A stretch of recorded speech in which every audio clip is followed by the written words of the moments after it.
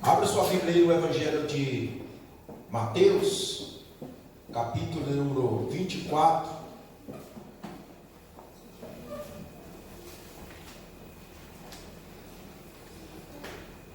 Glória a Deus. Evangelho de Mateus, capítulo 24. Este capítulo 24, do versículo 1 até o versículo 14, tem o título: o sermão profético, a destruição do templo. Irmãos, isso aqui é escatológico. Eu não vou pregar, a minha mensagem nessa manhã, ela não é uma mensagem assim, vamos dizer assim, centrada na escatologia, mas sim focada na escatologia, baseada aqui nesse texto. O que eu quero, já desde o início, eu quero que Deus colocou no meu coração, através da sua palavra para transmitir, é o que repetiu Jesus 3 vezes durante esses 14 versículos, que vai dizer o princípio das dores. O que Jesus falou aqui, que me chamou a atenção, foi 3 palavras que vem dizendo repetidamente 3 vezes, para que nós pudéssemos ser cautelosos, para que nós pudéssemos ser diligentes, ou seja, tomarmos cuidado. Sabe as 3 palavras? Cuidado para não ser enganados. Isso é a palavra que a qual me chamou a atenção. Vamos ler a palavra do Senhor. Mateus 24, versículo 1. Irmãos, outra coisa que eu quero pedir novamente. O que vai ser pregado aqui, eu digo para você, é palavra de Deus. Se você acatar, se você abrir os seus ouvidos e colocar atenção, amém. Se você não colocar atenção, aí é problema seu. Entendeu, irmão? É problema seu, não é problema de ninguém, é seu mesmo. O versículo 21, o versículo 1 disse: tendo Jesus saído do templo, ia se retirando, quando se aproximaram dele os seus discípulos, para lhe mostrar as construções do templo. Ele, porém, lhes disse: não vedes tudo isso? Em verdade vos digo que não ficará aqui pedra sobre pedra que não seja derribada. No monte das oliveiras achava-se Jesus assentado, quando se aproximaram dele os discípulos. Em particular lhe disseram: dize-nos, quando sucederão estas coisas, e que sinal haverá na tua vinda e da consumação do século? E ele lhes respondeu: vede que ninguém vos engana. 3 vezes Jesus falou aqui a palavra engano.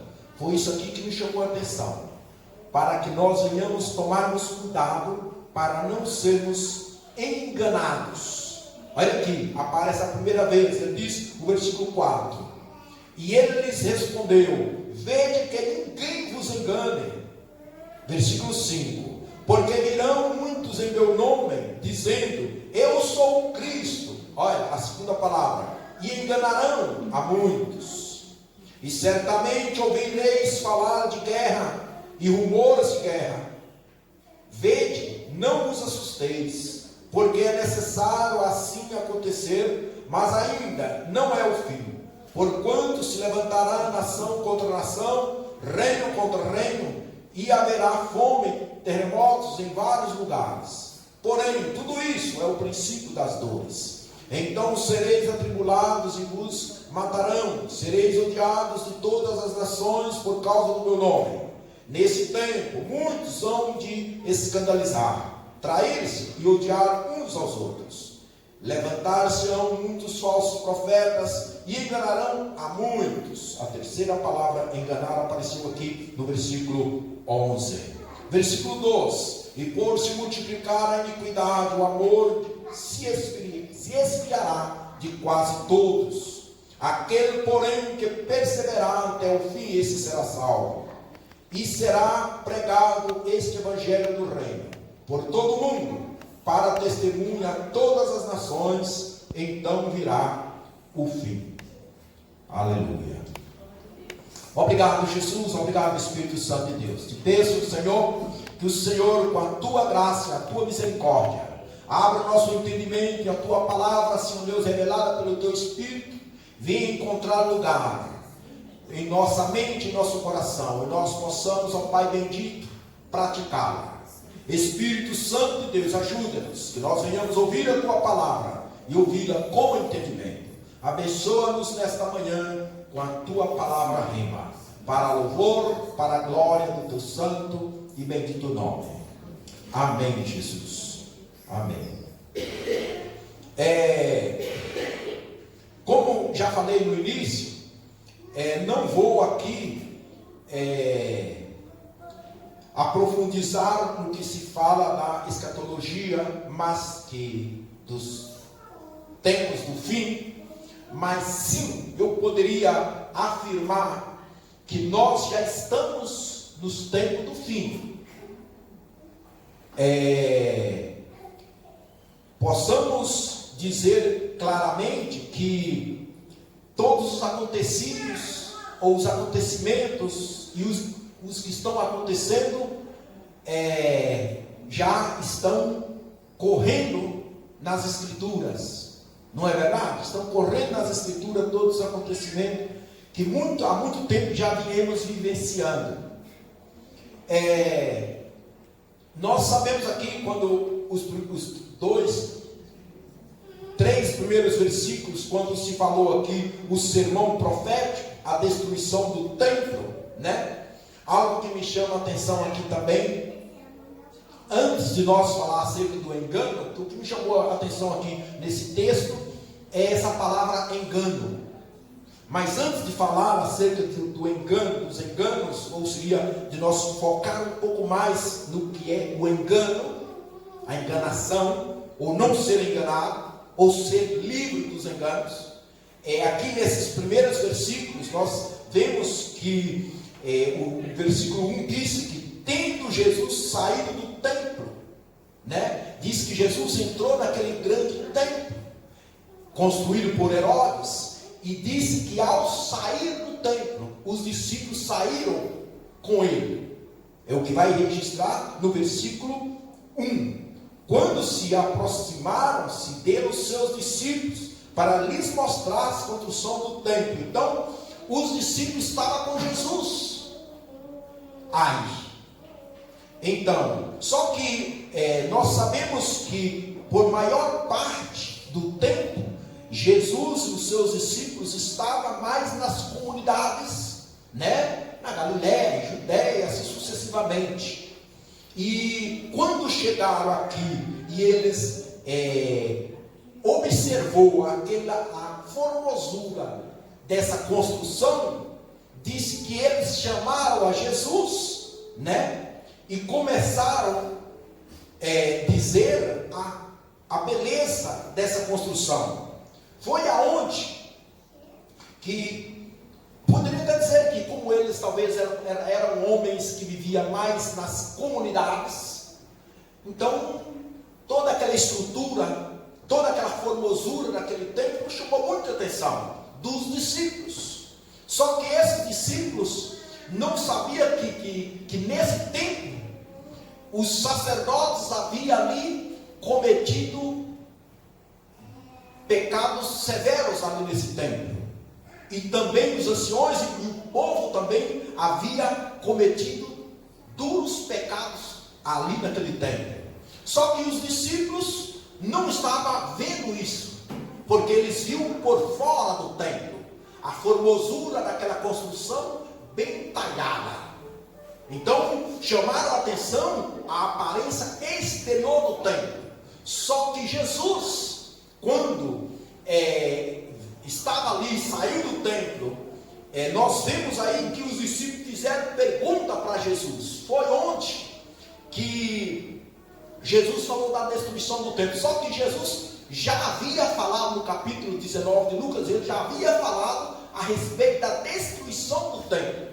Vai saber que esses discípulos, quando viram aquele templo, eles quis talvez cogitar em Jesus, para ver se Jesus, meu mestre, eu creio que esse templo vai ser destruído, porque um templo tão formoso desse, será que ele vai ser destruído? Talvez eles chegaram a pensar que Jesus iria desistir daquela ideia, que ele já tinha falado da destruição desse templo.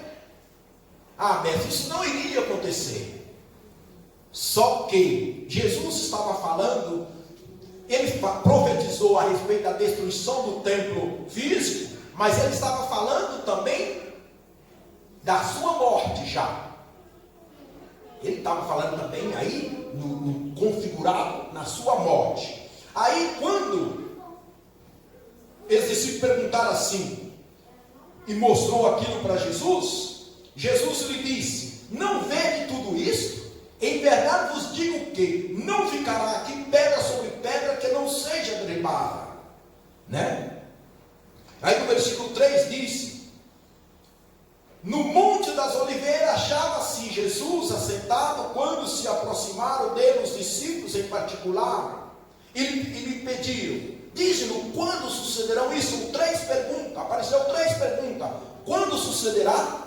Qual o sinal da sua vinda? E o fim dos tempos. Então os discípulos fizeram 3 perguntas para Jesus: quando ia suceder o que Jesus estava falando a respeito do templo? Quando Jesus falou que não ia ficar pedra sobre pedra, os discípulos já queriam saber quando. Os discípulos já queriam saber a data. Quando, Senhor? Quando vai ser isso? Né? Lá em Atos capítulo 1, lá fala acerca dos templos. E existe, lá está falando dos templos que está reservado exclusivamente para Deus.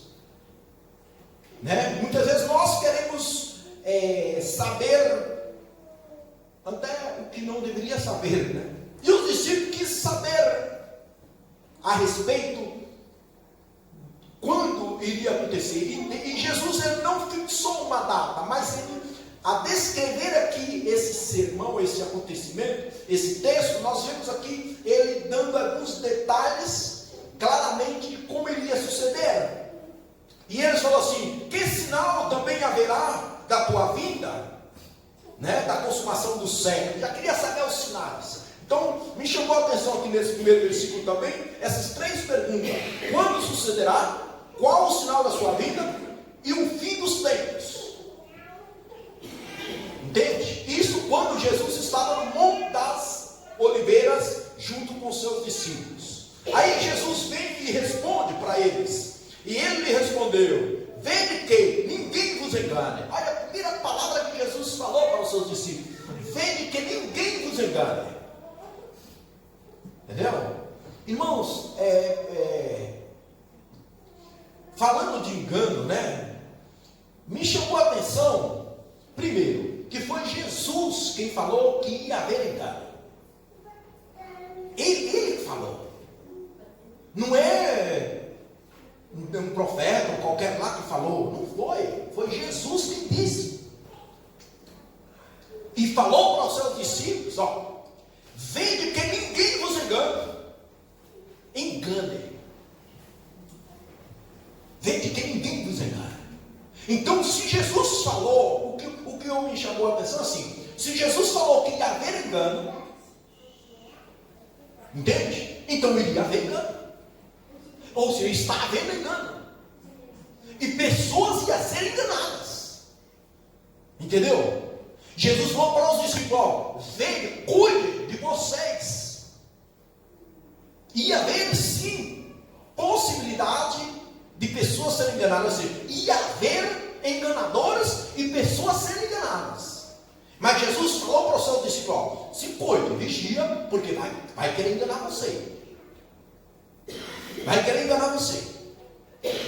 Aí ele disse assim: porque virão muitos em meu nome, dizendo eu sou o Cristo, e enganarão a muitos. Então ele diz assim: virão muitos em meu nome. Virão muitos em meu nome. Nós possamos entender que esse templo foi destruído nos anos 70. Nós passamos a entender claramente também que desde 1980, vamos falar aqui, já vem muitos acontecimentos. Estamos falando 30 anos atrás, 40 anos atrás. Mas se nós ir lá, no início da igreja primitiva, nós passamos a entender, amém, irmãos? Nós passamos a entender que os enganos já vêm há muito tempo. Há muito tempo. E eu diria que quando Jesus falou desse engano aqui, que iria acontecer já no fim dos tempos, que ia anteceder a sua vinda, a sua segunda vinda, ele já sabia muito bem quem foi lá no Jardim do Éden enganar Adão e Eva. Entende? Se nós observar agora, possamos dizer que estamos numa quantidade maior de enganos, certo? Só que os enganos vêm ocorrendo de uma forma arrasadora, né? Forte, desde o início. Só que aqui Jesus, quando ele foca para os seus discípulos, ele olha ali e fala para ele assim: olha, vede que ninguém vos engane. Diga assim: vocês tomem cuidado, coloca toda a sua atenção. Diga assim: se prepara, esteja atento, se cuida, entende? Se preocupa, porque vai ter muitos enganadores, vai ter muitos tentando e procurando enganar. Agora vocês se preocupam, se cuida, entende? Ele não veio que não vos engane vocês. Entende, irmãos? Agora que é vergonhoso, irmãos, o que muitos depois de conhecer a Cristo caem na cilada do diabo, é vergonhoso. Então dá o que entender que eles não conheceram a Cristo. Porque Jesus falou para os seus discípulos: vede que ninguém vos engana. Então ele olha, vai ter muitos enganadores, mas vocês não serão enganados. Mas para isso vocês têm de cuidar, têm de vigiar, têm de ser sóbrio, têm de ser cautelosos. Entendeu? E hoje, irmãos, eu vou dizer uma verdade. Uma boa parte da igreja está correndo perigo. Quando eu falo igreja, eu dos crentes, está correndo perigo. Jesus disse: porque virão muitos em meu nome. Virão, ele disse, dizendo, vai vir. É um fato. Ele não falou assim: não se preocupa. Ele falou: não, vai vir enganadores.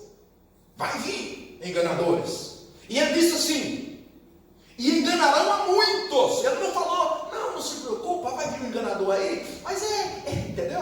Não. Ele falou que muitos. Não é de pensar. Pensa comigo isso, irmãos. Se Jesus falou isso, está em vermelho aqui na minha Bíblia. Segundo,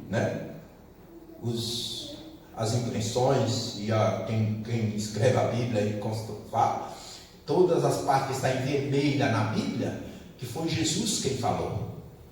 O que está em preto, os evangelhos, quando você encontra uma parte vermelha, foi Jesus quem disse. É bom isso, né? Essas diferenciações assim. Então aqui foi Jesus quem falou isso, que ia ter muitos sendo enganados. Irmãos, quando Jesus assim falou para mim claramente que muitos iam ser enganados, tome cuidado para não ser enganado. Meu Deus, tem misericórdia de mim. Então aí, se você ouve, está ouvindo agora Jesus dizendo para você tomar cuidado para você não ser enganado, o que você tem que fazer? Buscar ajuda. Se você sai daqui para ir para Sumaré, alguém te adverte e disse para você assim: olha, tome cuidado, porque estão assaltando em tal lugar. O que você faz? Você? Tome cuidado cuidado com a sua carteira, toma cuidado com a sua bolsa, o que você faz? Você vai, não, você vai vigiar. Não é assim? Toma cuidado porque está acontecendo alguma coisa em tal lugar. Vamos tomar cuidado. Espiritualmente a mesma coisa.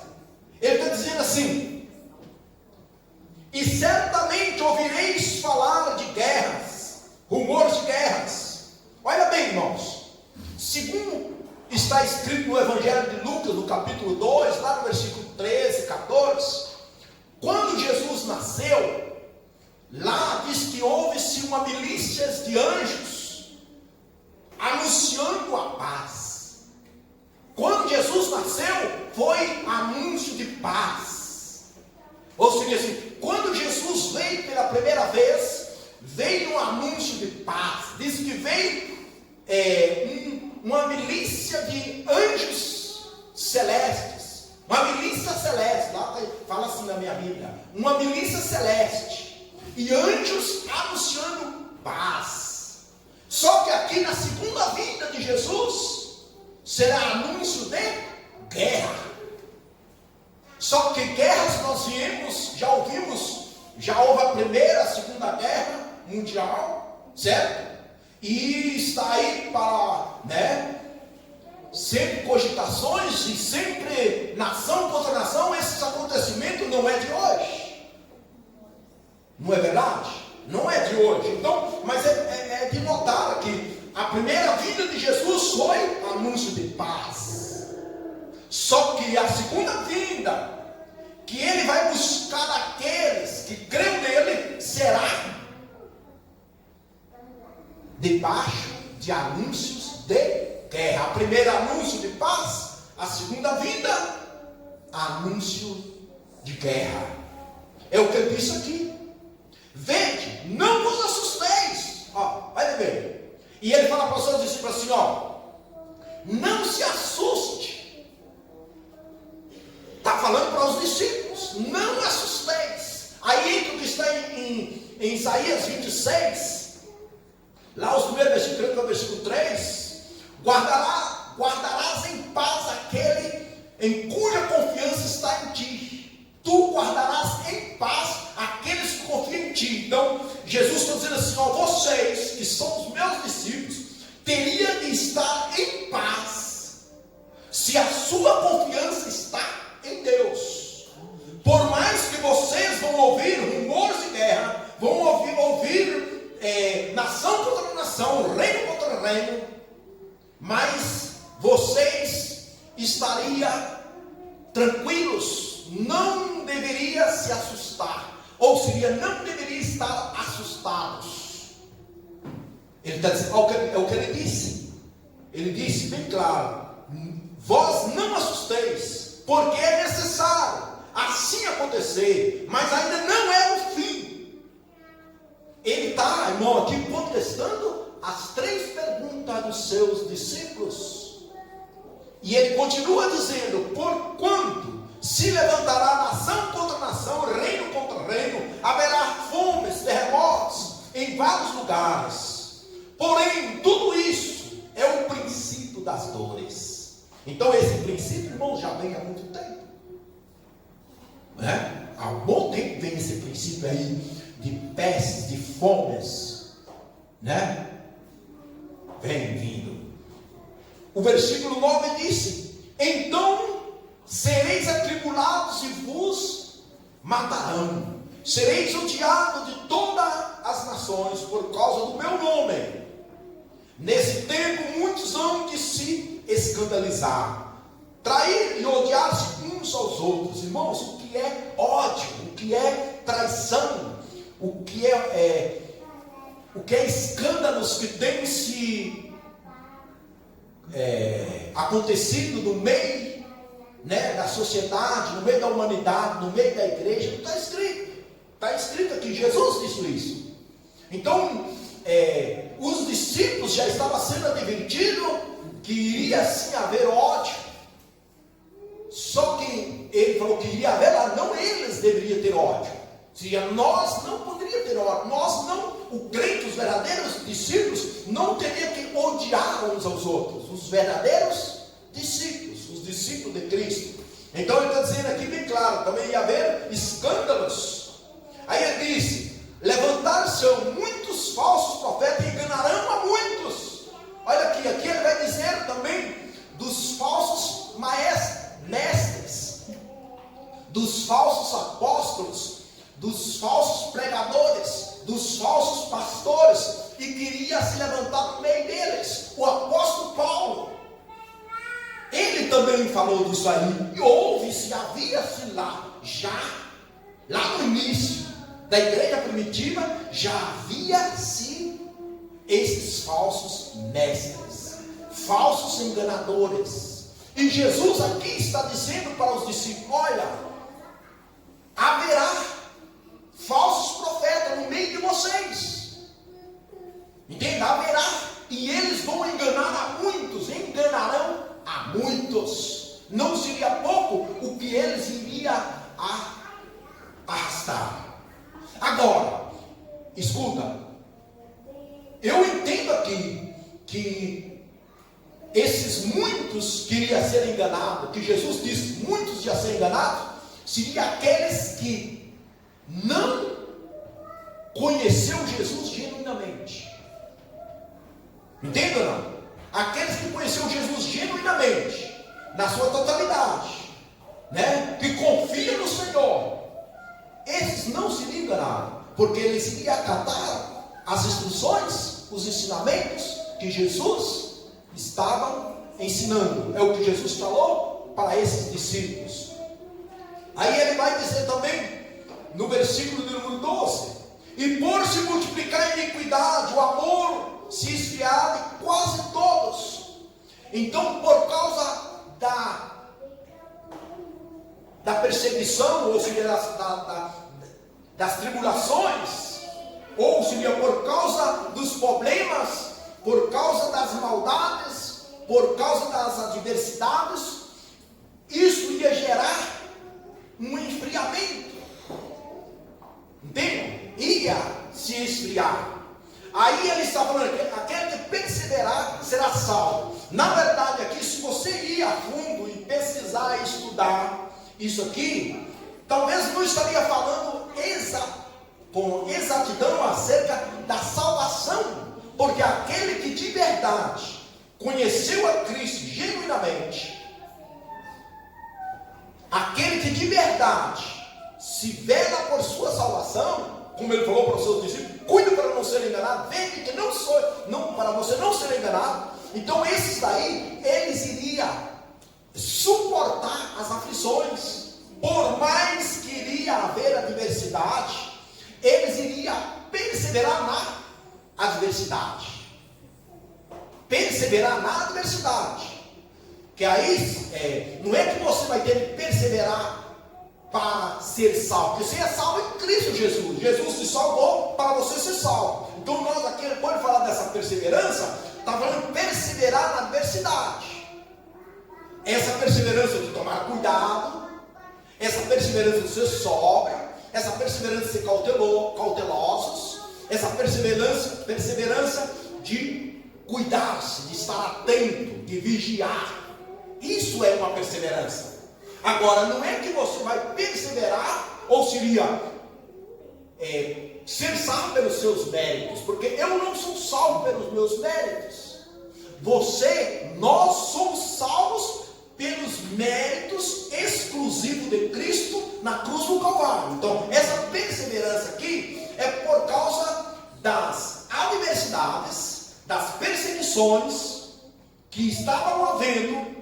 E aí fazia-se necessário aqueles que haviam crido, ou seja, que creem em Cristo, teria que perseverar, porque ia haver muito enfriamento, muitos escândalos. Entende? E hoje nós possamos notar que uma boa massa das pessoas, facilmente eles acreditam nos escândalos. Entende ou não? Acredita? Já apareceu pessoas, homens, dizendo que eram Cristo.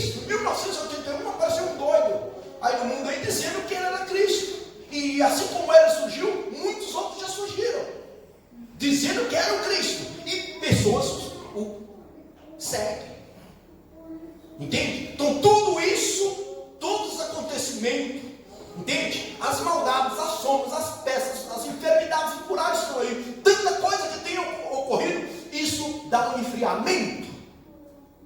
Só que os verdadeiros discípulos, o verdadeiro crente em Cristo Jesus, ele persevera para não deixar essa friagem no deterro. Porque ele é salvo em Cristo. Ele é salvo em Cristo. E ele diz aqui, aquele porém, que perseverar até o fim, esse será salvo. Dá o que entender aqui também, que aqui está falando já da tribulação também. Está falando das perseguições. Só que, no tempo atual, nós passamos momentos difíceis, não é verdade? Passamos momentos de tribulações, passamos momentos de dificuldade. Então, o que nós deveríamos fazer nesse tempo de adversidade? Perseverar. E muitas vezes vem um pensamento em nossa mente querendo que nós não perseveremos. E aí ele diz: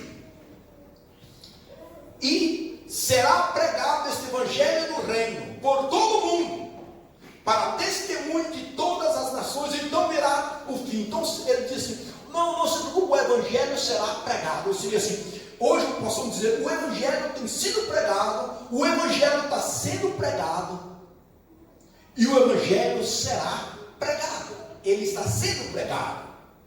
E eu quero voltar aqui, essa palavra de engano. Olha bem, se aqui a palavra rema que Deus trouxe para nós nesta mensagem, é para nós cuidar, para não sermos enganados.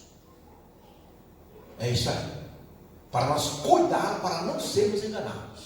Por exemplo, faz merecer nós olhar lá atrás, em Gênesis 3, quando a serpente enganou Adão e Eva. Não faz para você pensar ali? Se Adão e Eva estavam muito bem, eram perfeitos. Perfeitos eram. E veio a serpente, e o que fizeram? Enganou. Veio a serpente, e chavecou. Sabe o que é chavecar? Passou, como diz, passou mingau na boca da Eva e de Adão. E quem era Adão e Eva? Não é você parar e pensar, caramba, e Adão e Eva era... não era... Até então não tinha um pecado entrado em nós. Só que a serpente veio e enganou eles. Que não foi fácil, ela não chegou assim e falou, pá! Ou você acha que as pessoas que as esposas ou os esposos que traicionam, né, que adultera, digamos, se acha que é do nada assim, vai você mesmo, vamos para a cama? Não é assim. A serpente não fez assim. A serpente veio,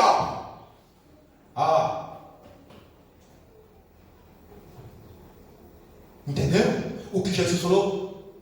Vede que ninguém vos engane. Então, Adão e Eva foram enganados. Quem é o enganador, irmãos? Satanás.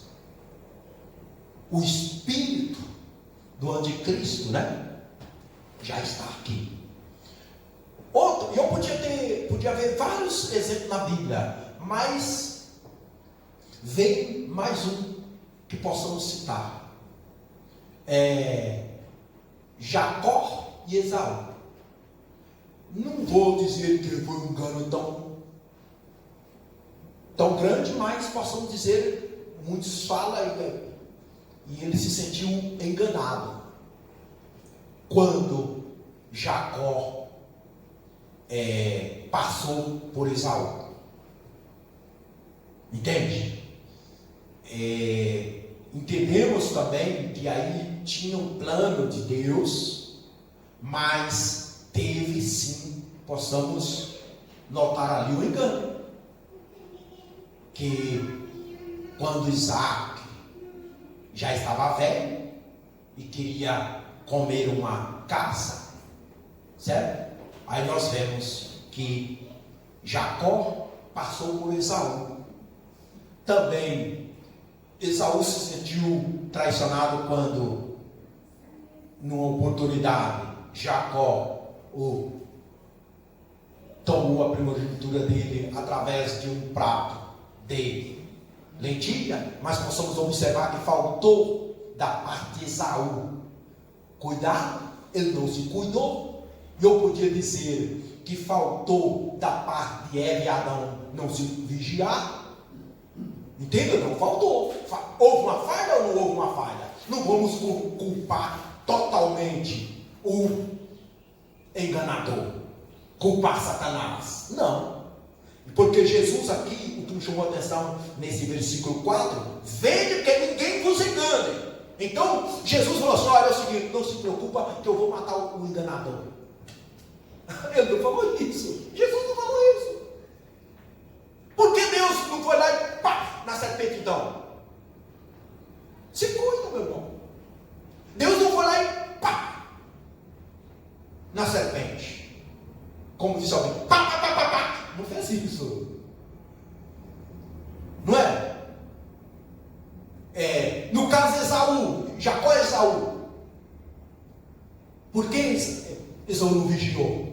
Porque estava com fome. Aí Jacó, aí espera, né?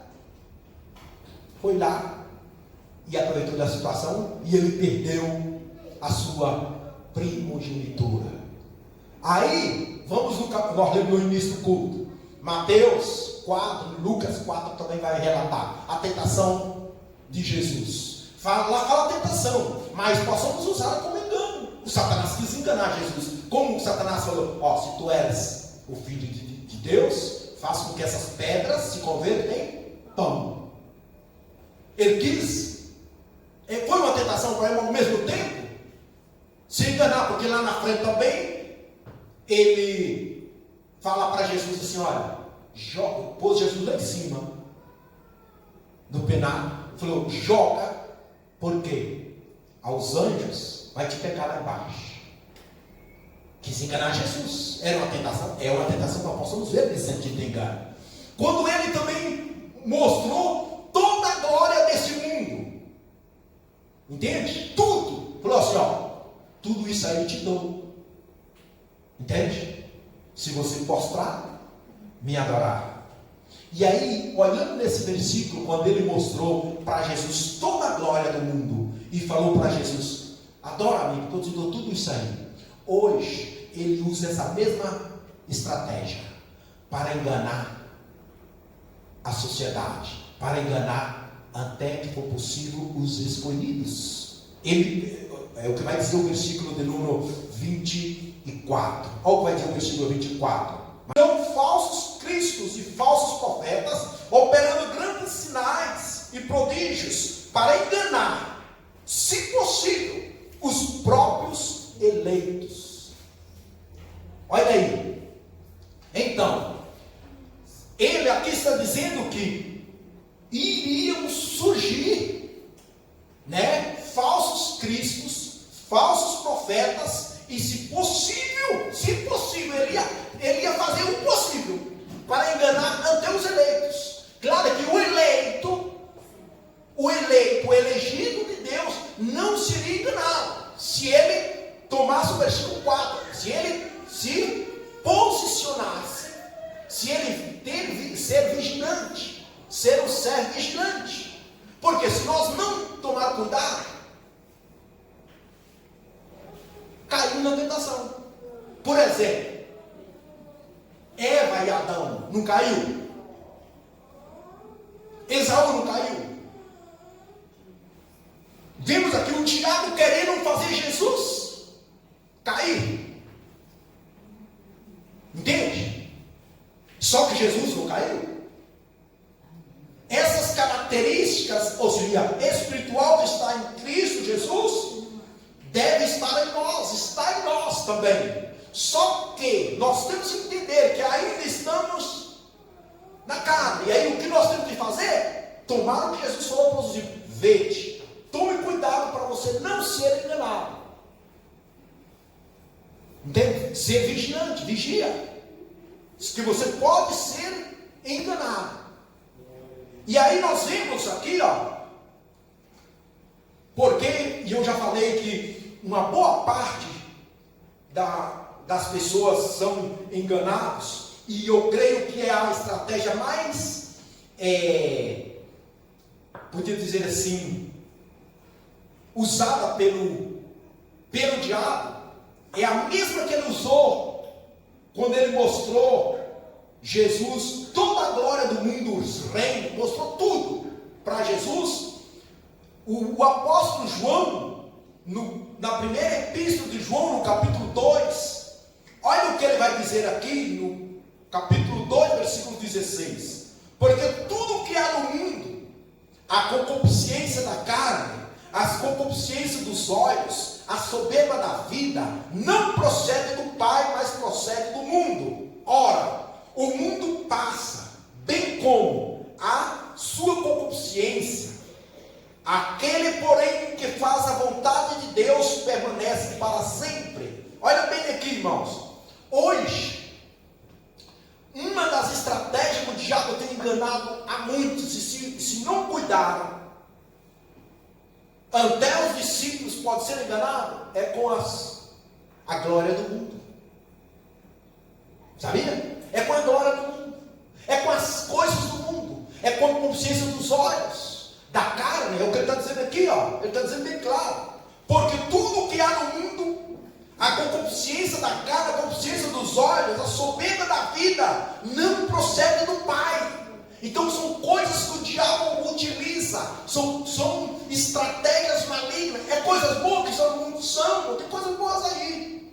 Só que o diabo toma isso, entende? E engana. E aí? Que às vezes nós pensamos que porque lá em Mateus 24 está falando dos falsos profetas, dos falsos mestres, dos falsos cristos, e só pensamos nisso aí. E o mundo, irmão? O diabo não vai usar só essa estratégia aí, entendeu? Às vezes olhamos aí pastores, igrejas aí, né, que tem um método de ensino, né, fora da Bíblia, e pensamos que aquele lá é um engano. Não, eu não estou lá, graças a Deus que estou livre. E o mundão aí? As coisas da carne, a consciência né? A soberba da vida, a consciência dos olhos, né? As ganâncias, as avarezas, que muitos estão entendendo. Por que as pessoas estão traicionando aí? Porque até mesmo os governantes estão aí. Você viu o que ocorreu com os governos aí? Aí no meio dos deputados, as traições que há. Por quê? São por causa de dinheiro, por causa de posição, por causa de cargos. Nas igrejas, os pastores, aí tantas, entende ou não? Só que, vamos olhar também um pouquinho lá fora, entende? A vanaglória do mundo, ou a glória do mundo, as riquezas deste mundo, os bens materiais. Porque quando Jesus falou para os discípulos assim: vede que ninguém, então ele está falando de muitos aí, ninguém. Aí ele não falou assim: vede que o enganador, não, havia muitos enganadores, entende ou não? Haveria muitos enganadores que iriam enganar a muitos, não é só um enganador. O enganador, o pai dos enganadores é o Satanás, entende? É o Satanás, entende?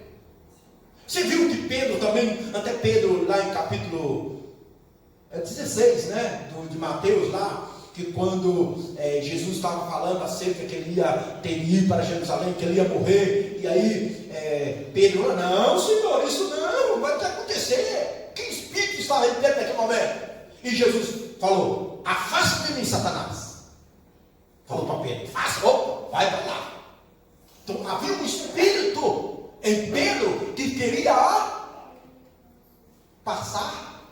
conversa mole na boca de Jesus.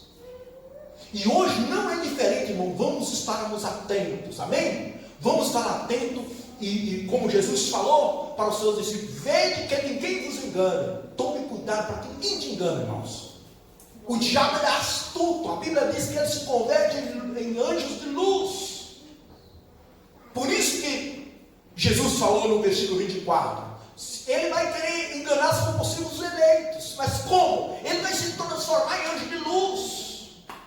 Entendeu? Ou mesmo, o que Satanás fez com Jesus? Mostrou a glória do mundo. Ele mostrou, olha, vê aí toda essa glória, eu te dou tudo isso aí. E muitos hoje, irmãos, estamos sendo enganados por coisas muito pequenas.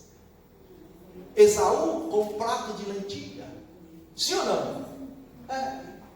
Vamos estarmos atentos? Vamos, irmãos? Amém. Glória a Deus. Nos colocamos de pé e oremos. Pai, nós queremos nesta manhã lhe pedir que o Senhor derrama sobre nós um espírito de vigilância. Senhor, um espírito, ó Pai bendito, de sabedoria, de entendimento, para que nós, ó Pai bendito, não venhamos cair na cilada do diabo, que nós não venhamos cair nos enganos aí do mundo, da vanaglória, das coisas da vida. Quantos não estão sendo enganados, ó Pai, por coisas tão pequenas, por coisas tão pequenas, tão insignificantes, que não vêm de Ti, coisas que não provêm de Ti. Pai, tenha misericórdia de nós, tenha compaixão de nós, Senhor. Eu te peço em nome de Jesus, para louvor, para a glória do Teu nome, eu te peço que o Senhor nos ajude, ilumina a nossa vida, ilumina a nossa mente, e que nós venhamos a ser, ó Pai, de verdade, sóbrios, cautelosos, em nome de Jesus. Amém? Glória a Deus. Nós vamos agora.